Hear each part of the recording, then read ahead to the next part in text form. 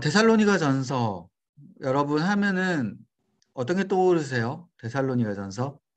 데살로니가 전서라고 하면은 많이 들어봤지만 우리가 막상 떠올리는 게 많이 없습니다. 오늘 이번 그 하반기 때 시작을 우리가 데살로니가 전서로 시작한 이유는 뭐냐면 이 데살로니가 전서에서 말하고자 하는 부분은 복음에 대해서 굉장히 중요하게 이야기를 해요. 우리가 잘 알다시피 데살로니가 전서는 사도 바울이 썼습니다. 사도 바울이 데살로니가 교회에 쓴 편지라고 생각하시면 되죠. 우리가 하반기에 우리가 나눌 이 여러 가지 우리 서신서들은요, 다 대부분이 사도 바울이 쓴 거고요. 보시면 아시다시피 다 제목들이 뭐예요? 각 교회에 보내는 편지로 명칭이 되어 있습니다.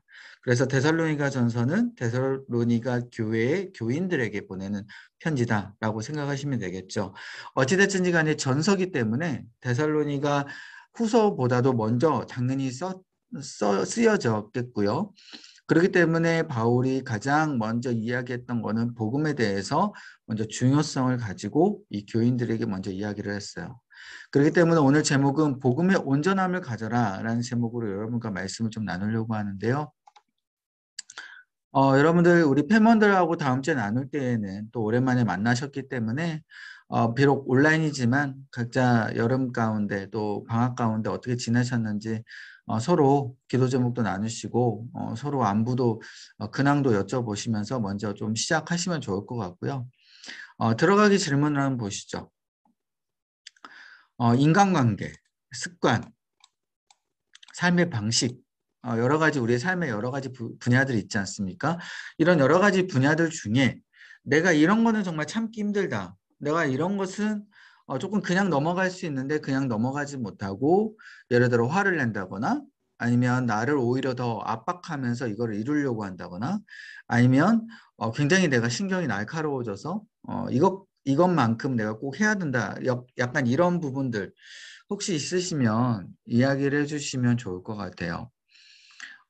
그 참기 힘든 이유가 물론 나름대로 있겠지만 왜 이런 이야기를 말씀을 드리면 오늘 데살로니가 교인들이 굉장히 어려운 상황 가운데 있어서도 굉장히 바울이 전한 그 복음을 제대로 누렸고 참았고 그 가운데 그 복음을 굉장히 잘 지키려고 했던 그런 모습을 우리가 살펴보려고 먼저 들어가기 질문을 이렇게 했습니다. 먼저 들어가시면요. 본문 내용 이해를 한번 보시죠. 데살로니가 전서를 들어가면서 이 데살로니가 교회의 상황을 먼저 한번 살펴보려고 해요. 데살로니가 교회는 이 바울이 아까 말씀드렸듯이 편지를 보낸 그 데살로니가 전서라는 편지를 보낸 교회다라고 말씀드렸는데 일단은 바울이 왜 데살로니가 교회인들에게 편지를 보냈냐? 바로 바울이 2차 전도 여행 때 데살로니가 교회를 세웠기 때문이에요. 바울은 이제 복음을 전파하면서 1차, 2차, 3차 총 3번에 걸친 전도 여행을 했는데요. 이 3번에 걸친 전도 여행 중에 2차 전도 여행 중에 세웠던 교회가 바로 데살로니가 교회예요. 그런데 빌립보 교회를 2차 전도 여행 중에 먼저 세웠고요. 두 번째로 이 데살로니가 교회를 세웠는데 이 지역이 바로 마게도냐 지방에서 개척을 했습니다. 이 마게도냐 지방은 이제 나중에 제가 한번 지도를 또 여러분들과 한번 볼게요.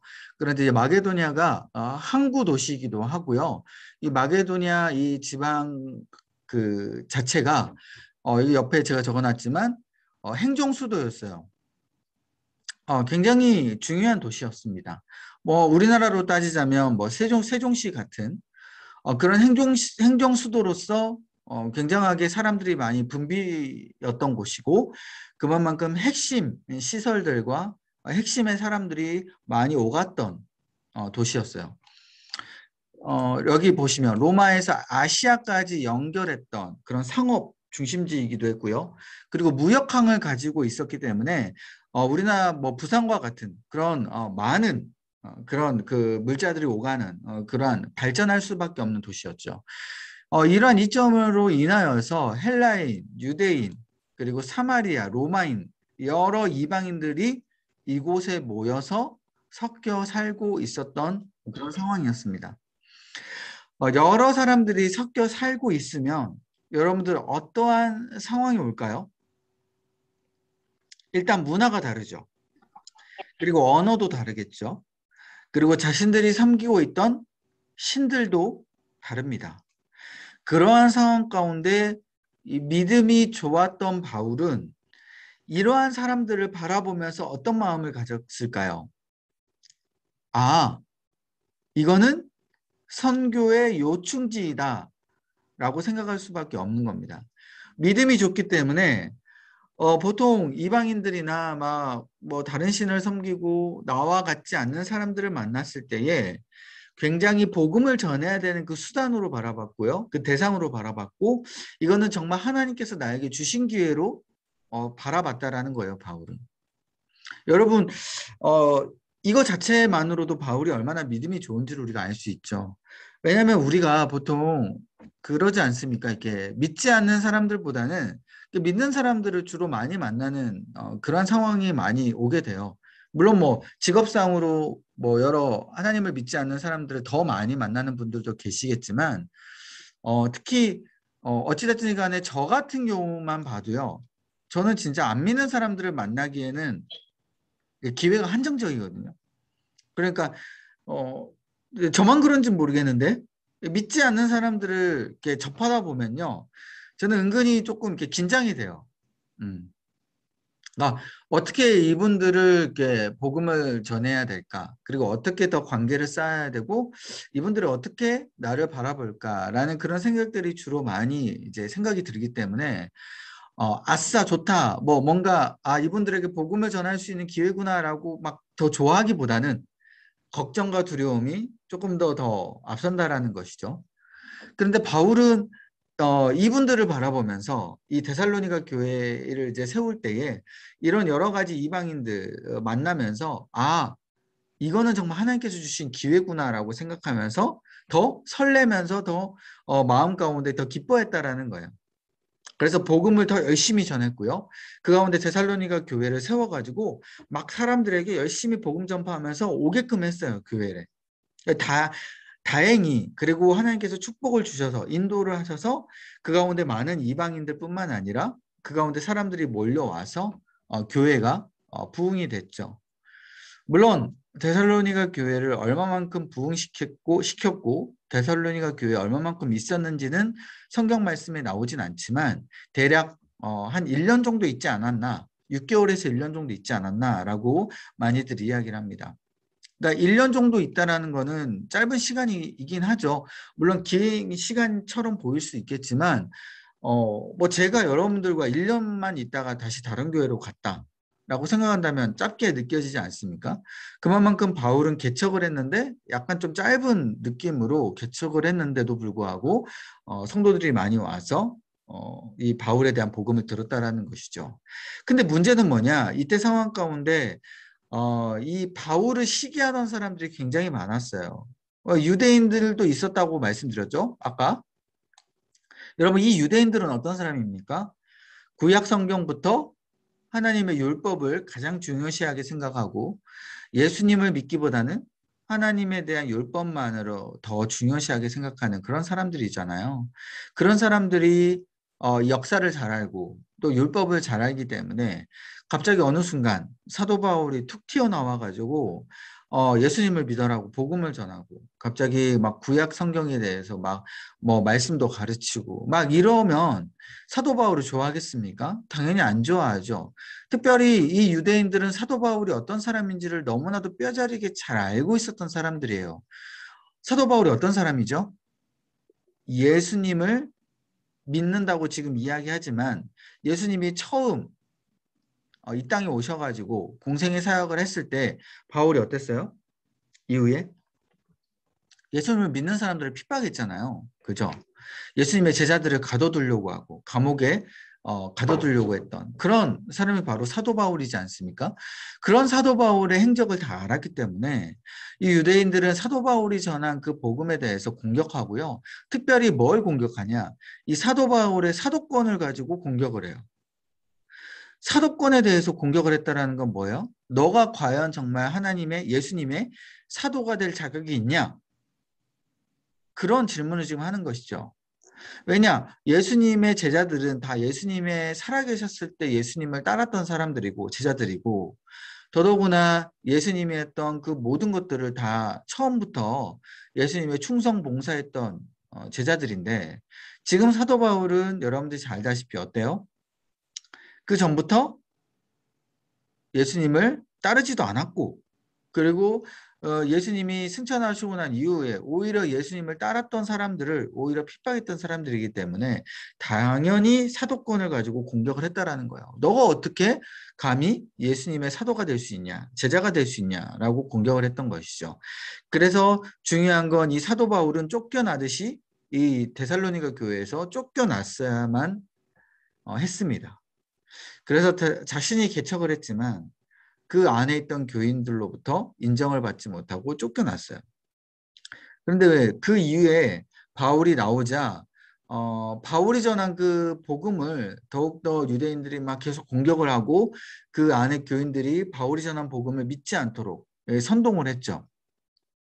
그런데 그 상황 가운데 여기서 좋은 건 뭐냐면 데살로니가 교회 그 교인들이요, 유대인들의 그 공격 가운데 무너지지 않았던 교인들이 많이 있었어요. 이방인들도 그랬고 뭐 여러 가지 사람들이 이 유대인들이 공격했던 것에 흔들리지 아니하고 바울이 전했던 그 복음을 끝까지 지키고 교회의 본이 됐고 주위에 있는 많은 이방 나라들, 주변에 있는 나라들에게 본보기가 된 것이죠. 믿음을 잘 지킬 수 있도록. 그런 상황 가운데 바울이 데살로니가 교회의 그 소식을 듣고, 내가 나와서 지금 너무나도 염려가 됐지만 내가 나옴에도 불구하고 남겨진 그 많은 데살로니가 교인들이 복음을 지키고 이렇게 나의 복음을 따르고 믿는구나.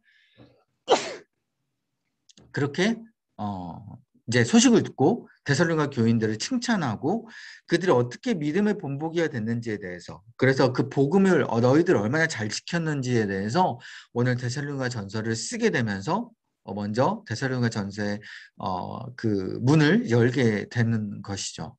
그래서 오늘 1장을 보게 되면 이 데살로니가 교인들이 어떻게 믿음의 본보기가 됐고 그 복음을 어떻게 지켰는지에 대해서 오늘 살펴보면서 말씀을 나누려고 합니다. 자, 좀 많이 설명은 했지만 데살로니가 교회 상황을 지금 알겠죠? 네. 자, 그러면 오늘 본문을 한번 보도록 할게요. 1장 1절부터 10절까지인데 우리 같이 읽도록 할게요. 저 한 절 읽고 여러분들 한 절 읽고. 네. 이제 저는 다 같이 읽을 테니까 여러분들 한 절씩 이렇게 같이 교도하면서 읽어주시기 바랍니다. 바울과 실로아노와 디모데는 하나님 아버지와 주 예수 그리스도 안에 있는 데살로니가 사람의 교회에 이 편지를 씁니다. 은혜와 평화가 여러분에 있기를 빕니다. 우리는 우리의 기도 가운데 여러분을 기억하여 말하면서 여러분 모두를 두고 언제나 하나님께 감사를 드립니다. 또 우리는 하나님 우리 아버지 앞에서 여러분의 믿음의 행위와 사랑의 수고와 우리 주 예수 그리스도께 둔 소망의 인내를 언제나 기억하고 있습니다. 하나님의 사랑을 받은 형제자매 여러분, 우리는 하나님께서 여러분을 택하여 주셨음을 알고 있습니다. 그것은 우리가 여러분에게 복음을 말로만이 아니라 능력과 성령과 큰 확신으로 전하였기 때문입니다. 우리가 여러분 가운데서 여러분을 위하여 어떻게 처신하였는지를 여러분은 알고 있습니다. 또한 여러분은 많은 환난 가운데서도 성령이 주는 기쁨으로 말씀을 받아들여서 우리와 주님을 본받는 사람이 되었습니다. 그래서 여러분은 마케도니아와 아가야에 있는 모든 믿는 이들에게 모범이 되었습니다. 주님의 말씀이 여러분에게서부터 마케도니아와 아가야에만 울려 퍼진 것이 아니라 하나님을 믿는 여러분의 믿음의 소문이 각 처에 두루 퍼졌습니다. 그러므로 이것을 두고는 우리가 더 말할 필요가 없습니다. 그들은 우리를 두고 이야기합니다. 우리가 여러분을 찾아갔을 때에 어떠한 영접을 받았는지, 어떻게 해서 여러분이 우상을 버리고 하나님께로 돌아와서 살아계시고 참되신 하나님을 섬기는지, 어떻게 해서 여러분이 하나님께서 죽은 사람 가운데서 살리신 그분의 아들, 곧 장차 닥쳐올 진노에서 우리를 건져주실 예수께서 하늘로부터 내려오시기를 기다리는지를 퍼뜨리고 있습니다. 아멘. 여러분, 이 말씀은 지금 개역개정이 아니라 지금 표준 세번역으로 제가 지금 강의 안에는 적어 드렸는데요. 나중에 이제 기회 되시면 일반 개역개정도 여러분 한번 같이 읽어보시면 되면 좋을 것 같아요. 표준 세번역으로 적은 이유가 이게 조금 더 의미가 지금 잘 살려지는 것 같아서 제가 이 표준 세번역으로 좀 옮겨 적었는데, 자, 먼저 이 상황이 지금 어떤 상황인지 여러분들 좀 아시겠습니까? 지금 1장 1절이기 때문에 처음에 지금 바울이 데살로니가 교회에 지금 편지를 보내면서 먼저 안부 인사를 하고요. 그 안부 인사 이후에 자신이 이 편지를 쓴 목적과 그 목적 안에서 데살로니가 교인들이 얼마만큼 잘했는지가 칭찬이 들어가 있고, 그리고 그 믿음의 본이 어떻게 펼쳐졌는지에 대해서 오늘 본문 가운데 지금 이야기를 해주고 있는 거예요. 자, 그러면 먼저 한번 볼게요. 말씀 나누기를 들어가 보시면요. 관찰 1번 한번 보세요. 같이 읽어볼까요? 시작. 바울은 데살로니가 교회의 교인들의 무엇을 기억한다고 이야기하며 감사하고 있습니까? 바울이 지금 데살로니가 교인들에게 지금 감사하고 있거든요. 근데 지금 어떤 부분을 이야기하면서 감사하고 있을까요? 2, 3절. 뭐라고 하죠? 일단은 2절은 기도 가운데 여러분들을 기억하며 말하면서 여러분 모두를 두고 언제나 하나님께 감사드립니다. 일단 감사에 먼저 표현을 지금 하는 거죠. 2절은. 근데 그 내용이 지금 3절에 나와 있어요. 뭐라고 이야기합니까? 우리는 하나님 우리 아버지 앞에서 여러분의 이 데살로니가 교인들이죠. 데살로니가 교인들의 믿음의 행위와 그 다음에 사랑의 수고, 그 다음에 우리 주 예수 그리스도께 둔 소망의 인내를 지금 바울이 기억하고 있습니다. 라고 그 감사의 지금 내용을 이야기를 하고 있어요. 조금 추상적인 내용처럼 보이긴 하죠. 지금 뭐가 감사하다고요? 믿음의 행위가 있고, 그 다음에 사랑의 수고가 있고요. 우리 주 예수 그리스도께 둔 소망의 인내 때문에 이것을 지금 기억하고 있고, 이것 때문에 지금 감사하다라고 지금 이야기합니다. 자, 왜 이거를 지금 기억하고 감사하냐? 지금 보세요. 바울은 데살로니가 교회에서 지금 쫓겨나기 전에 교인들에게 무엇을 전했어요? 복음을 전했죠. 복음을 전하면서 지금 바울이 기억하고 있었던 모습이 있어요. 그게 어떤 모습이냐? 이 교인들이 지금 바울이 쫓겨나듯이 쫓겨났지만 이 그 바울을 진정으로 따르고 그 복음을 진정으로 원했던 교인들이 있겠죠. 그 교인들이 바울에게 했던 그 여러 가지 행위와 그 모습, 그것들이 분명히 있었다라는 거예요. 그것을 지금 바울이 기억하고 있었는데, 그 모습 그대로 바울이 쫓겨나서도 지금 뭐예요? 그대로 데살로니가 교인들이 그 모습 그대로 복음에 대해서 끝까지 지키고 인내하는 그런 믿음의 행위들, 여러 가지들이 지금 있다라는 소식을 지금 들었다라는 거예요. 특별히 교인들이 없는 그 바울이 전한 그 복음을 끝까지 믿고, 그리고 뭐예요? 신변의 위협과 불이익이 올 줄 알면서도 불구하고 복음을 지키면서 순종했다라는 겁니다. 이 신변의 위협이 무엇이냐? 불이익이 무엇이냐? 여러분 지금 아까 말씀드렸듯이 바울이 뭐 때문에 쫓겨났죠? 사도권에 대해서 공격당하고 그 유대인들로부터 지금 쫓겨나지 않았습니까? 그런데 그 유대인들은요, 단순히 그냥 일반 우리 백성들, 일반 유대인들이 아니라 나름 이 종교계에서 이 기독교라고 하긴 그렇지만 유대교 내에서 굉장히 탑급의 종교 지도자들이 꽤 많이 있었어요. 쉽게 얘기하면 우리 교회 같으면 누구일까요? 뭐 장로님들이나 뭐 담임 목사님이나 뭐 이런 분들이겠죠. 이런 분들이 바울을 내쫓았다라는 거예요. 그렇잖아요, 여러분. 그만큼 뭔가 영향력이 있었기 때문에 바울을 쫓아냈겠죠. 바울은 교회를 개척한 담임 목사예요. 근데 그 담임 목사급을 내쫓으려면 그만큼 영향력이 있어야겠죠. 그렇죠. 그만큼 영향력이 있었던 그 교계 지도자들이 그 바울을 쫓아냈는데 그 교계 지도자들이 그대로 데살로니가 교회를 지금 이끌어가고 있어요. 그러면 데살로니가 안에 있는 교인들이 교계 지도자들이 원하는 방식으로 그들이 담임 청빙을 새로 해가지고 담임 목사를 모셔온다거나 그들이 말하고자 하는 여러 가지 그 복음과는 정반대에 대한 이야기까지는 아니더라도 뭔가 다른 방향성에 대해서 복음을 이야기를 한다면 그것을 여러분들은 따르시겠습니까? 따르지 않겠습니까? 이게 굉장히 어려운 문제라는 거예요.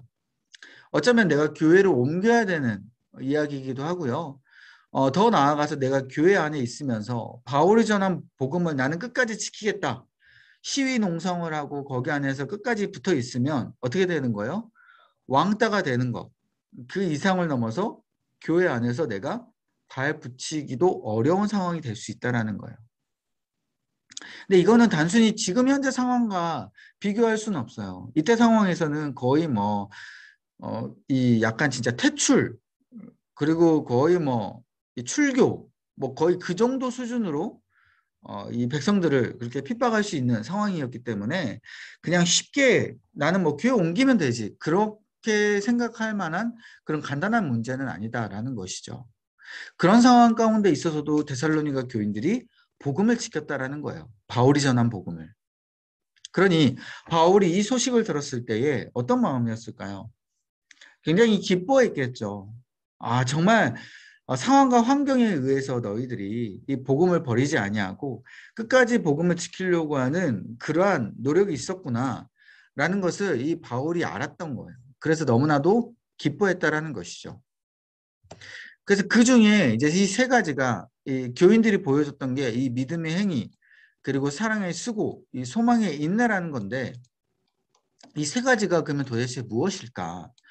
자, 이 바울이 전한 복음의 세 가지 핵심이 데살로니가 교인들에게 이 세 가지를 주로 이야기했던 것으로 우리가 추측을 할 수가 있어요. 이 세 가지가 뭘까? 먼저 믿음의 행위라는 것 자체는 하나님에 대한 믿음을 지키면서 행동을 했다라는 거예요. 하나님에 대한 믿음. 이거는 조금 이따가 이 적용과 묵상에 대해서 제가 이야기를 할 텐데 이 하나님에 대한 믿음 뭐냐면 밑에 보시죠. 세상의 우상, 바로 힘이라든지 세상의 힘이라든지 그 권력, 어떤 능력, 이런 세상의 우상을 버리고 하나님을 온전히 믿는 행위를 보여줬다라는 거예요. 이거는 특별히 마음만으로 나는 하나님을 믿어야지, 나는 어떤 세상의 권력을 따르지 않을 거야 라는 그런 마음만으로 생각한 것이 아니라 직접 실제적으로 보여주는 결단이 나타났다라는 거예요. 아까 말씀드렸죠. 데살로니가 교인들에게 너 바울이 전한 복음을 믿을 거야 안 믿을 거야 라고 어떤 신변의 위협까지도 되는 그런 질문 가운데, 그런 위협 가운데 있어서도 데살로니가 교인들은 겉으로는 저 바울의 복음을 안 믿겠습니다 이야기하고 속으로만 난 바울의 복음 믿어야지 라고 이야기했던 게 아니라 실질적으로 겉으로 표현을 했다라는 거예요. 나는 바울의 복음을 믿을 겁니다. 나는 하나님만을 믿을 겁니다. 다른 복음은 내가 따르지 않습니다. 라는 실제적으로 보여주는 결단이 이 데살로니가 교인들에게 있었다라는 거예요. 물론 얼마만큼 이 유대교가 이 데살로니가 교인들에게 이단의 그 정당성을 이야기하면서 또 얼마만큼 그 정도가 있겠죠. 얼마만큼 큰 이단, 그러니까 완전히 벗어난 그 이단에 대해서 교리를 전파했는지는 모르겠지만 어찌됐든 간에 바울의 복음과는 정다른 복음을 이야기한 건 마찬가지입니다. 그건 확실한 거예요. 그런 상황 가운데 이 데살로니가 교인들이 확실하게 그들 앞에서 정확하게 이 바울의 복음을 믿겠다라는 보여주는 결단이 있었다라는 거예요. 거기에 대한 하나님을 믿는 그 믿음을 지켰다라는 것이죠. 이게 첫 번째고, 두 번째는 사랑으로 서로를 헌신하며 돌봤다라는 거예요. 이게 바로 사랑의 수고예요. 두 번째, 사랑의 수고. 우리 공동체 내에서 사랑으로 옆에 사람을 돌보고 어려운 사람이 있다면, 공동체 내에 정말 눈물을 흘리고 기도 제목을 나누는 그런 사람이 있다면 그냥 지나치는 것이 아니라 그런 분들에게 그런 사람에게 따로 연락하면서 힘들지 격려하고 그 기도 제목 가지고 같이 기도해 주면서 같이 손잡아 주는 그러한 사랑으로 헌신하며 나아가는 그런 돌봄들.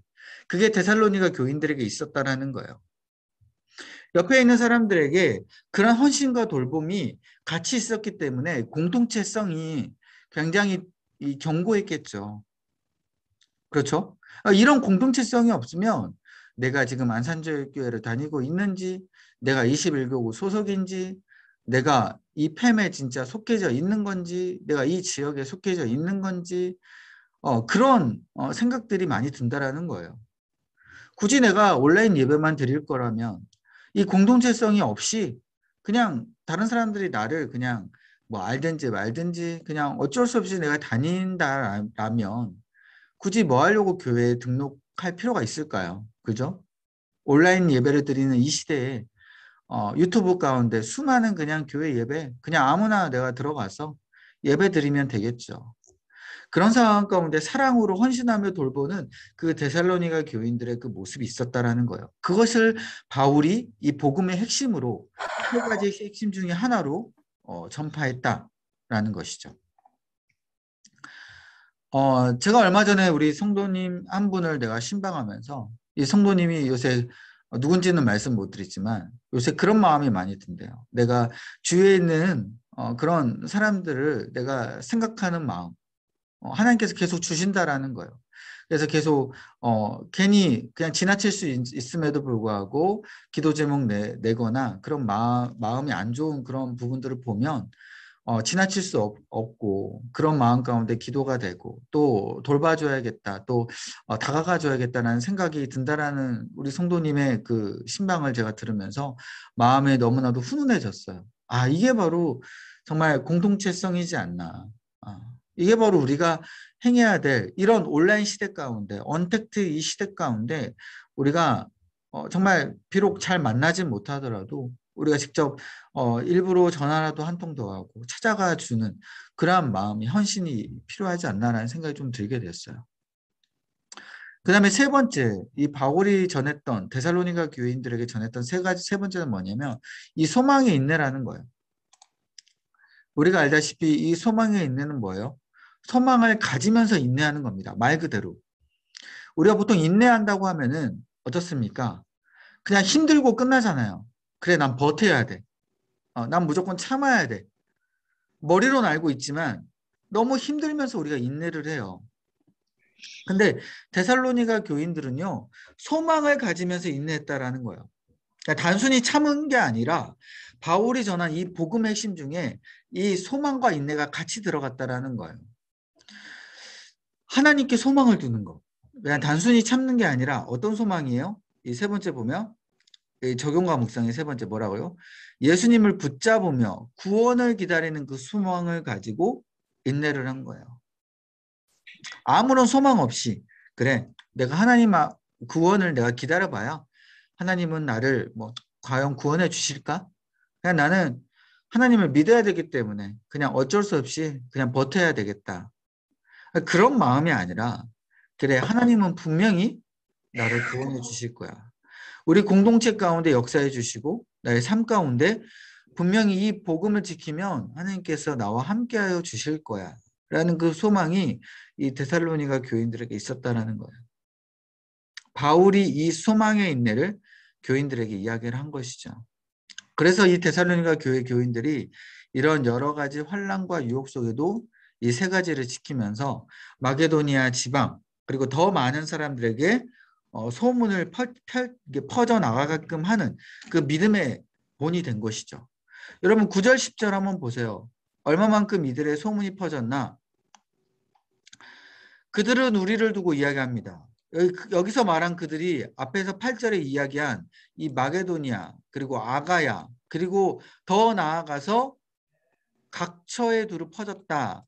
각처에 있는 모든 백성들 말하는 그들이겠죠. 그들이 여기 있는 우리 그러니까 지금 바울과 이 실루아노라는 그런 제자가 같이 있죠. 그럼 바울과 이 실루아노 그 사람들에게 이야기를 하는 거예요.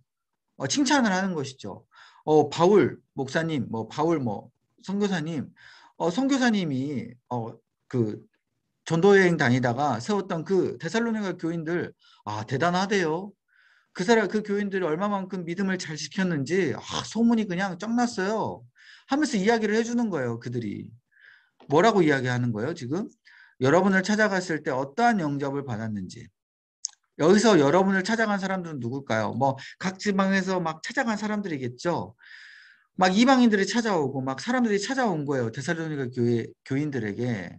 그들이 찾아왔을 때 푸대접을 한 게 아니라 엄청나게 융숭한 대접을 한 것이죠.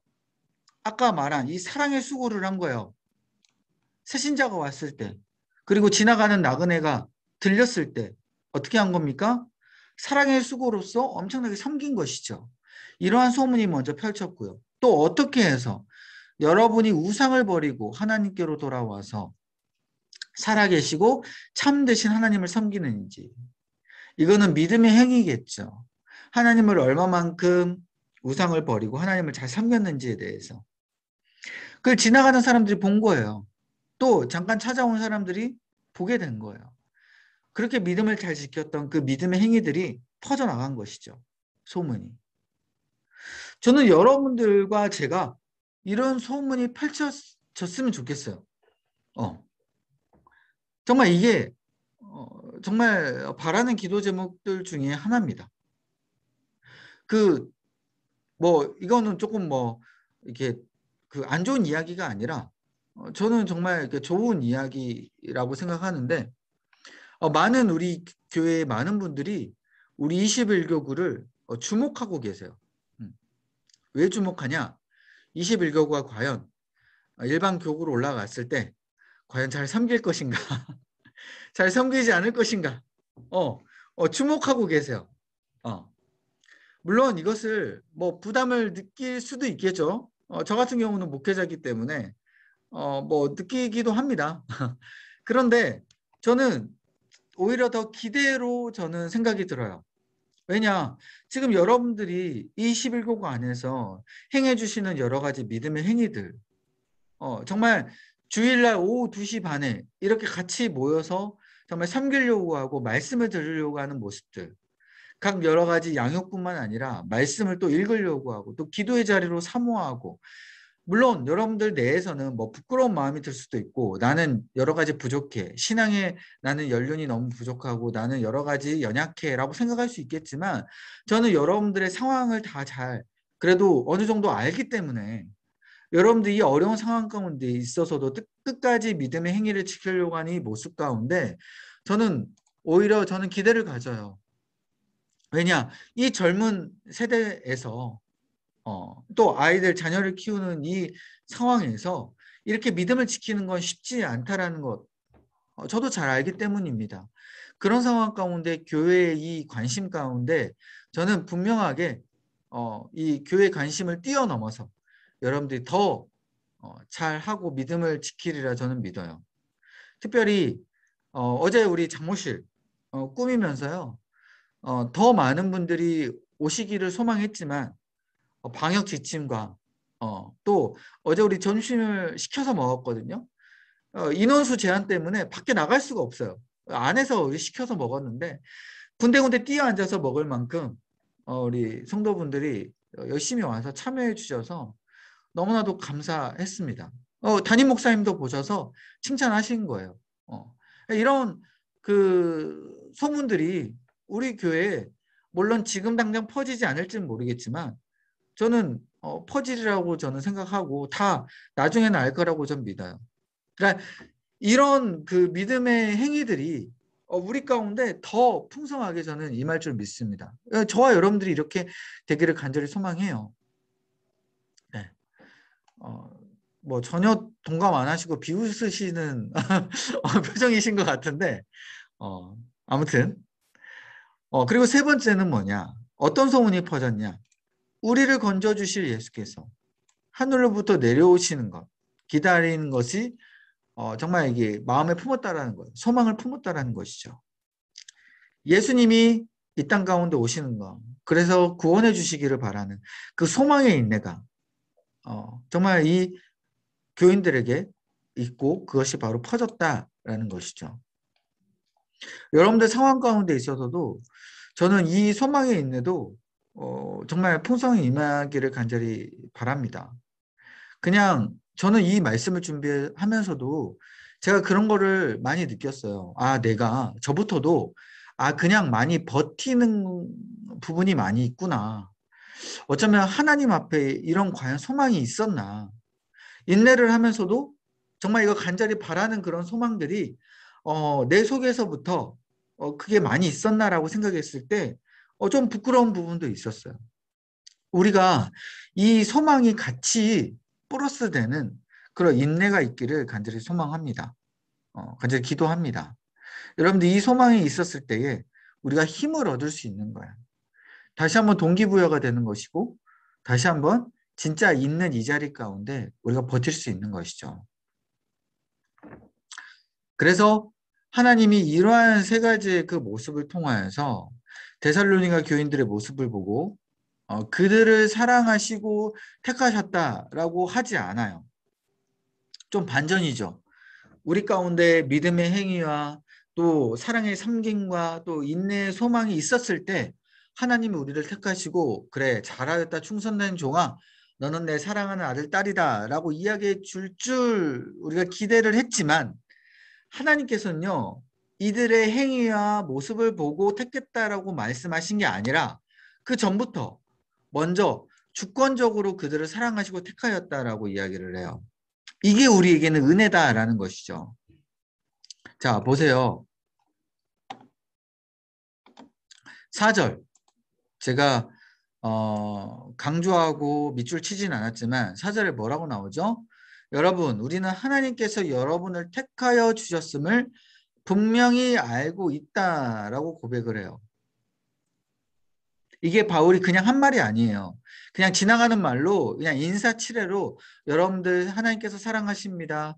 여러분 하나님께서 여러분 택하여 주셨습니다. 라고 이야기한 게 아니라 분명하게 이러한 데살로니가 교인들의 그 모습 가운데 하나님이 그 전부터 이들을 인도해 주시기를 원하셨고 이들을 통해서 역사해 주시기를 바라는 그 하나님의 마음이 너무나도 바울에게 느껴졌기 때문에 바울이 이렇게 확신을 가져서 여러분들 그 전부터 모습과는 상관없이 여러분들을 사랑하셔서 택하여 주셨습니다. 라고 확신 있게 이야기를 한다라는 것이죠.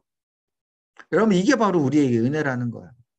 여러분 우리가 때로는 믿음의 행위가 부족하고 인내가 부족하고 또 사랑의 섬김이 부족할 수 있겠지만 그 가운데 하나님은 우리의 모습이 부족한 가운데서도 하나님 우리를 택하여 주시고 끝까지 사랑하여 주시고 역사해 주시는 그 하나님의 은혜를 여러분들이 기억하시기 바랍니다.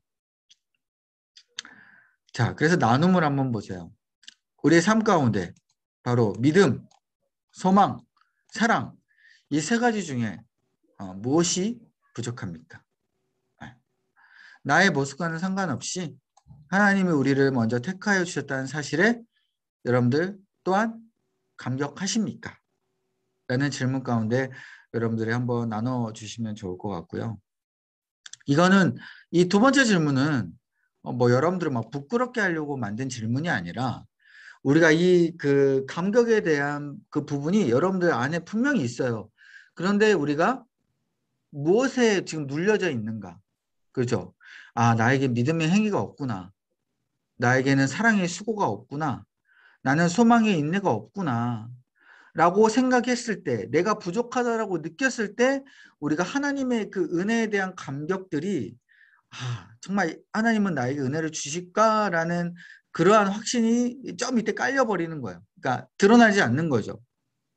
그래서 여러분들이 이 감격이 여러분들이 다 있는데 그 깔리는 게 아니라 다시 한번 믿음과 소망과 사랑 이게 부족하지만 이것 가운데 하나님께서 나를 이렇게 이끌어 가시는 하나님이구나라는 걸 다시 생각하면서 이거를 끌어올리시는 여러분들의 시간 되시기를 바라고요. 자, 두 번째 관찰 한번 보세요. 바울은 데살로니가 교인들에게 복음을 어떻게 전하였나요? 왜 데살로니가 교인들이 환난과 유혹 속에서도 바울이 전한 복음을 지키면서 믿었을까요? 좀 연관되는 질문이긴 합니다. 여러분 5절 한번 보세요. 5절에 뭐라고 이야기하죠? 바울이 복음을 어떻게 전했다고 합니까? 말로만이 아니라 능력과 성령과 큰 확신으로 바울이 복음을 전했다라고 이야기를 하죠. 자, 이 이야기는 뭐냐? 여러분, 우리가 복음을 전할 때에 그냥 말로만 전할 수 있어요. 또 목회자인 저는요, 설교를 하거나 뭐 여러분 앞에서 무엇인가 이렇게 교리나 이런 것들을 전할 때에 머리로는 알고 있어서 여러분 앞에 말로만 이야기를 할 수 있어요. 이거는 굉장히 부끄러운 모습이겠죠. 특별히 설교자로서 자신이 지키지도 못하면서 말로만 전할 때, 그럴 때는 이 설교자의 모습은 굉장히 부끄러운 모습이긴 합니다. 물론 저도 부끄러운 모습이 있을 때도 있고요. 그 가운데 굉장히 힘들 때가 있어요. 그런데 바울은 그러지 아니하고 말로만 전한 것이 아니라 뭐 했어요? 자신이 그 전한 복음에 실질적으로 그 마음이 굉장히 충만했다라는 거예요. 아까 어떤 복음? 아까 말씀드렸던 이 믿음, 소망, 사랑, 이 세 가지의 그 마음이 굉장히 실제적인 그 마음과 행동으로 그렇게 나타났다라는 거예요.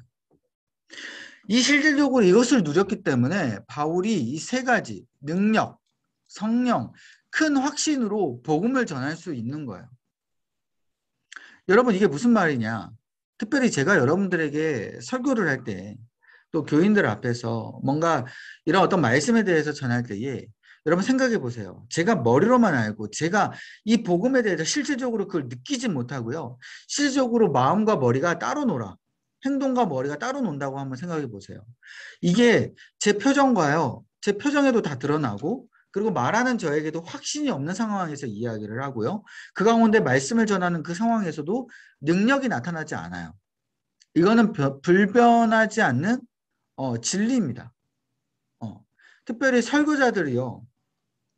설교를 할 때에 자신의 이 말씀을 전하는 것에 대해서 이 성령님이 임하지 아니하고 또 그 가운데 확신이 있지 않는 상황에서 머리와 마음이 따로 노는 상황에서 행동이 따로 노는 상황에서 그 설교를 했을 땐요. 분명하게 100%그 설교는 성도들에게 감동을 주는 설교가 되지 않아요. 은혜가 되지 않는 설교가 된다라는 거예요. 바울은 그러지 아니하고 온전히 실제 마음과 행동이 일치해서요. 믿음, 소망, 사랑 이 세 가지 아까 우리가 살펴봤던 그 마음이 분명하게 일치했기 때문에 성도들에게 능력으로 말씀을 전했고요. 성령 충만함의 말씀을 전했고 큰 확신으로 말씀을 전했다라는 겁니다. 이 세 가지가 나타났다라는 거예요. 자, 그래서 적용과 묵상이 이 능력, 성령, 이 큰 확신은 뭐냐면 아까 그것과 연관돼요. 믿음, 소망, 사랑과. 자, 어떤 능력이냐? 예수님만 능히 나의 삶 가운데 역사하여 주심을 믿는 그 능력이 바울 가운데 나타났어요. 아, 다른 우상들은 나의 삶 가운데 역사하여 주지 않는구나. 아까 믿음이 뭐였어요? 우리가 살펴봤잖아요. 뭐요? 세상의 우상, 힘과 권세, 능력을 버리고 하나님을 믿는 행위다. 라고 말씀드렸잖아요. 실제적으로 바울이 그렇게 믿었어요. 그렇게 믿고 행동을 했어요. 그래서 능력이 나타난 거예요. 그렇게 믿음의 행위를 실천하고 믿으니까 하나님이 바울 가운데 진짜 복음의 그 능력이 나타나게끔 하신 겁니다.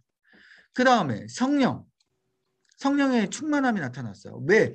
무엇에 따라서 행동했냐? 성령님이 나에게 주시는 감동과 마음을 따라서 행동했기 때문에 성령님의 충만함이 나타난 거예요.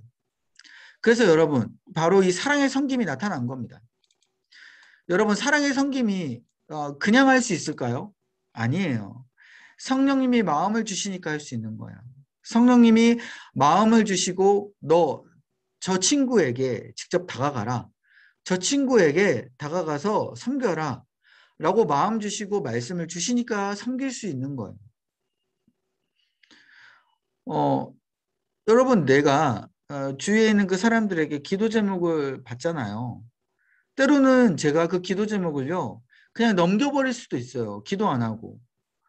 그런데 그건 인간적인 마음이고 하나님께서 마음 주시면 그 마음 가지고 기도 제목 받았을 때 진심으로 기도할 수 있게 되는 거예요. 그 사람을 진심으로 내가 찾아가서 섬길 수 있고 같이 손잡아 줄 수 있는 것이죠.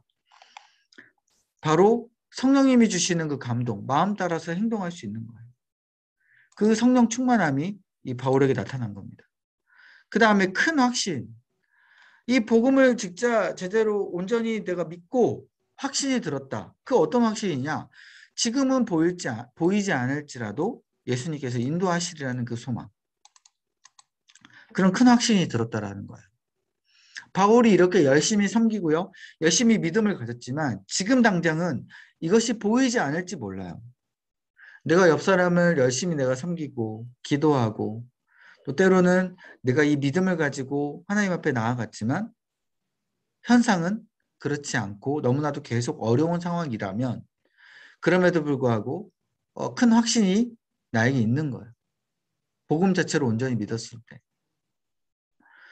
이 세 가지가 바울에게는 나타났기 때문에 데살로니가 교인들이 이 바울의 모습만 보고도요. 아까는 믿음, 소망, 사랑을 전했지만 믿음, 소망, 사랑을 통하여서 바울에게 나타나는 이 놀라운 능력, 이 성령, 큰 확신, 바울의 그 나타나는 모습을 보고 데살로니가 교인들이 이렇게 세 가지를 우리가 잘 믿고 행하다 보면 바울처럼 이 세 가지가 나타나는구나 라는 것을 깨닫고 흔들리지 아니하고 핍박이 온다고 하더라도 데살로니가 교인들이 바울이 전한 복음을 믿었다라는 겁니다. 그래서 바울은 복음을 온전히 믿고 행하는 그런 믿음의 본보기가 되었다. 자, 그래서 나눔. 예수님과 교회를 반박하고 지금 나의 부족한 모습을 보고 비판하는 사람 앞에서 나는 복음을 온전히 강력히 확신 있게, 제가 좀 세게 이야기했는데 온전히 강력히 확신 있게 그렇게 여러분 선포할 수 있는가? 내가 거기에 대해서 확실하게 이야기하면서 내가 확신 있게 나아갈 수 있는가? 그 능력을 보여줄 수 있는가? 여러분 이것을 같이 우리가 나누어 봤으면 좋겠고요. 결론입니다. 우리의 모습 가운데 복음의 온전함이 먼저 강력히 임하기를 우리가 소망했으면 좋겠어요. 온전함. 그래서 복음의 능력을 믿고 우리가 성령님 인정하며 큰 확신 가운데 소망을 품어서 굳건한 믿음의 반석이 되어야 됩니다.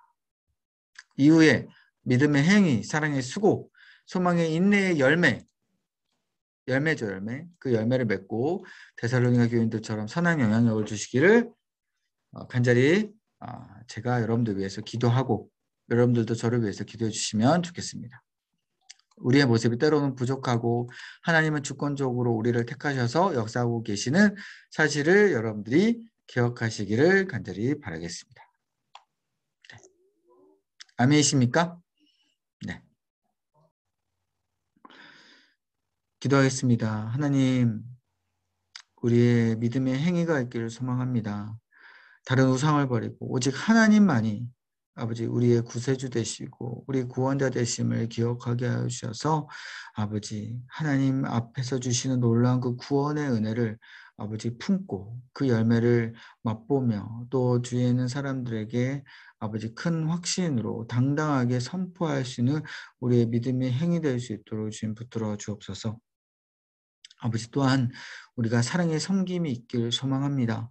아버지 우리 가정만 또한 나 혼자만 아버지 제대로 서는 것이 아니라 아버지 우리 팸 내에서 서로를 아버지 붙들어주고 아버지 서로의 기도 제목을 위해서 아버지 같이 기도하며 눈물로써 같이 아버지 손 붙잡아주는 그러한 우리의 마음 가운데 아버지 다른 사람들 아버지 힘있게 세워지게 해주시고 또한 우리가 힘들 때에 아버지 이 기도하는 주위에는 동역자들로 인하여서 또한 같이 기도하며 아버지 힘있게 나아갈 수 있도록 주님 세워지게 하여 주옵소서.